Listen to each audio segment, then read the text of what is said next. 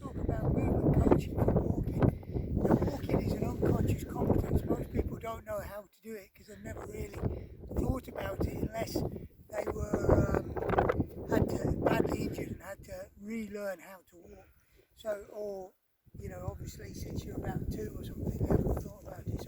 So what is walking? What goes on when we normally walk? It's good to think about. It's actually a really complicated thing that's going on. So thinking about it, just looking at me now, what part of the ground, what part of my foot's hitting the ground? Well, it's my heel, isn't it? My heel hits first, and then I'm kind of rolling through onto my toe, and then pushing off again.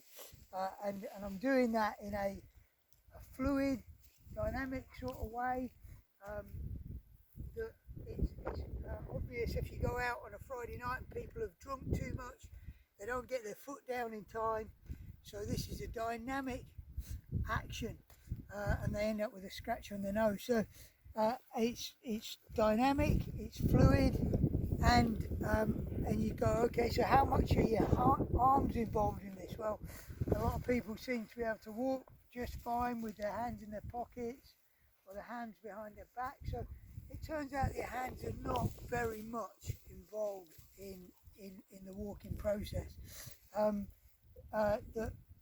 So and then I say to people, what's happening to your leg when it hits the ground? Is it straight or bent? Well, it is usually it's just slightly bent is normal, and then that's it. And then if we think about where's the movement coming from, is it predominantly leading through our shoulders, or is it predominantly leading through our hips? Well, I think that if you take a great big step forwards, then and if you place your hands on your tummy, you can kind of feel where the movement's coming from. It's hip length. It's a normal good movement. It's fluid, it's dynamic.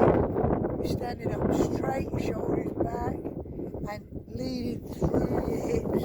And therefore, most of the power, or a huge percentage of the power, is coming from the leg that you're leaving, and you just finish it off on the leg that you go to. So the leg that you're leaving provides most of the power, and not the leg that you're going to. So you can sort of see if this is true by maybe trying to do the opposite. So if you walk on your tippy toes and you walk bent over, if you saw somebody walking down the street like this, you'd think there was probably something wrong with them, and there probably would be. The interesting thing is that when we get scared, that's how we tend to walk. We tend to go onto our hips and onto our toes, and it produces a very unstable